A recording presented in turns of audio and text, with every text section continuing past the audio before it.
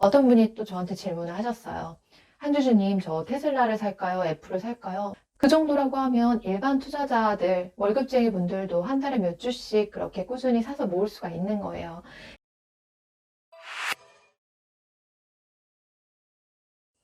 반갑습니다. 한주주입니다. 오늘은 제가 시가총액에 대한 내용에 대해서 말씀드리려고 준비를 했는데요. 제가 이 내용을 준비를 한 이유는 뭐였냐면 어떤 분이 또 저한테 질문을 하셨어요. 한주주님, 저 테슬라를 살까요? 애플을 살까요? 왜냐면 테슬라 주식은 제가 너무 비싸서 못 살 것 같아요. 근데 애플 주식은 매달 사서 모을 수 있을 것 같아서 제가 애플 주식을 사야 될 것 같은데요.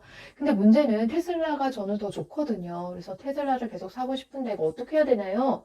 라고 하는 질문이었어요.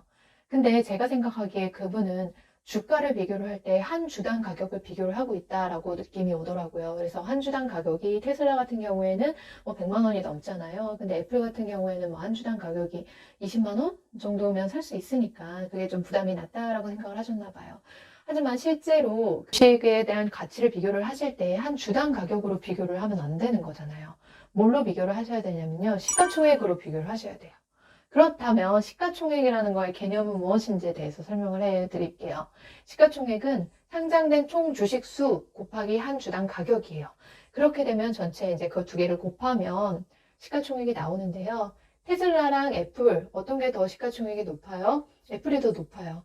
애플은 한 주당 가격이 한 20만 원 정도지만 발행된 주식 수가 훨씬 더 많거든요. 반면에 테슬라는 한 주당 가격이 애플보다 훨씬 높지만 발행된 주식 수가 좀 더 낮아요. 그렇기 때문에 시가총액은 애플이 훨씬 더 높은 상황이고 여기서 주식의 가치는 애플이 더 높다라고 말을 할 수가 있는 거예요. 그러면 한 주당 가격으로 이렇게 뭐 싸고 비싸고를 비교한다라고 하는 게 되게 의미가 적은 내용이에요. 그래서 제가 그분한테 그렇게 말씀을 드렸죠. 그랬더니 그분은 이제 뭐 소수점 투자랑 이쪽 분야도 한번 고려를 해보겠다라고 하시더라고요. 아무래도 테슬라를 사시는 게 더 좋은 방향이다라고 생각을 하셨던 것 같아요. 그러면 저는 여기에서 시가총액의 중요성에 대해서 설명을 드리고 싶어요.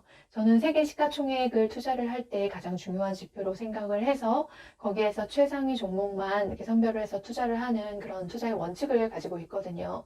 제가 왜 이런 투자의 원칙을 가지게 됐는지는 여기서 다시 한번 설명을 해드려 볼게요. 시가총액에는 굉장히 귀한 정보가 담겨 있어요. 예를 들면 주가에는 굉장히 많은 정보가 담겨 있는데요. 기업의 가치나 그리고 현재 그 기업의 현금 흐름, 영업에서 발생한 그런 매출, 아니면 또 CEO에 관련된 내용도 담겨 있을 수 있고요. 금리에 대한 내용도 담겨 있을 수 있고, 인플레이션 현황도 담겨 있을 수 있고, 여튼 주가에 반영되는 요소는 정말 무궁무진하게 많아서 우리가 그 모든 것들을 다 파악할 수가 없어요. 하지만 이 모든 것들이 이제 녹아져 있는 정보가 바로 시가총액이라는 거예요. 저는 이때 또 같이 말씀드리고 싶은 게 어떤 게 있냐면요. 혹시 칼 구스타프 융이라고 아시나요? 그분이 주장했던 그 분석 이론 중에서 이런 게 있어요. 집단 무의식이라는 게 있어요. 집단 무의식이 뭐냐면요. 우리 선대를 살아왔던 조상님들과 그리고 현재를 살아가는 우리들 그 모든 사람들의 의식과 그리고 역사, 사회, 문화적인 그 토대들이 담긴 모든 집합적 지식이 바로 그 집단 무의식이라는 거예요. 그러면 그 집단 무의식을 우리는 어디서 발견을 할 수 있느냐?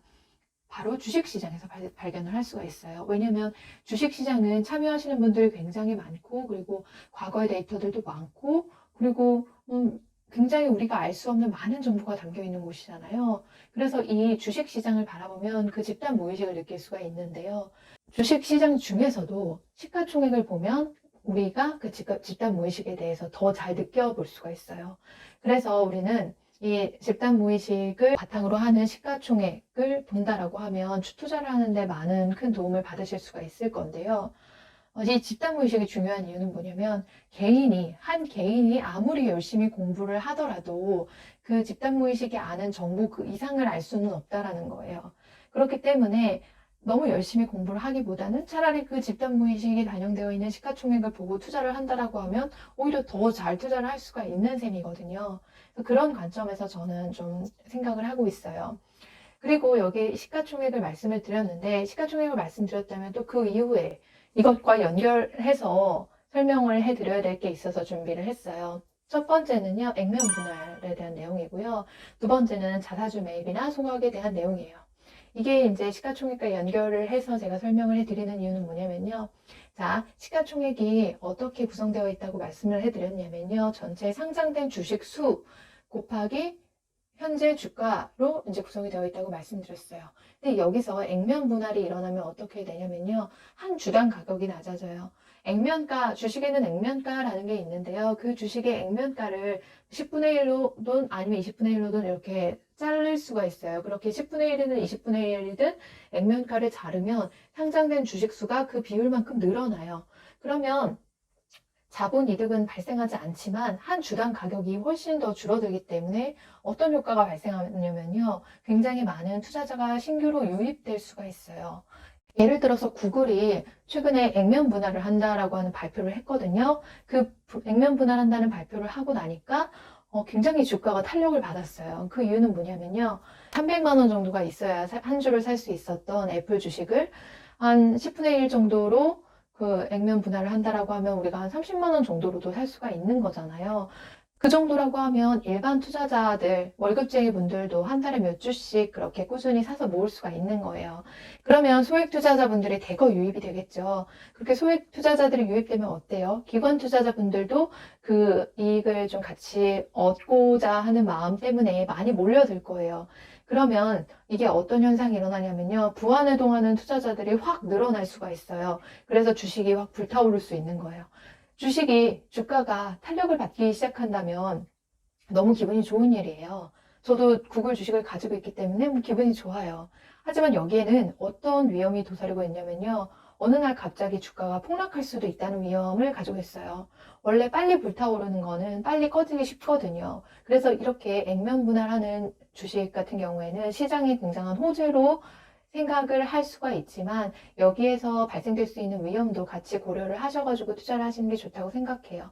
저 같은 경우에는 이렇게 액면 분할을 해서 시장이 뜨거울 때 들어가는 거는 좀 반대하는 입장을 가지고 있고요. 오히려 이 액면 분할 끝나고 나서 좀 시장이 잠잠해졌을 때 그럼에도 불구하고 내가 이 주식이 좋다고 생각했을 때 들어가는 게 훨씬 더 좋지 않나라고 하는 게 제 의견입니다. 그리고 액면 분할과 더불어서 또 하나 말씀을 드리고 싶은 부분은요. 바로 자사주 매입과 소각에 관련된 내용이에요. 자, 자사주 매입해서 소각을 한다라는 건 어떤 의미가 있냐면요. 시가총액을 구성을 할 때 한 주당 가격 곱하기 발행 주식 수라고 했는데 자사주 매입을 해서 소각을 하면 이 발행 주식 수 부분이 많이 줄어들 거예요. 시가총액이 똑같은 상태에서 발행 주식 수가 줄어들면 어떻게 될까요? 한 주당 가격은 많이 올라요.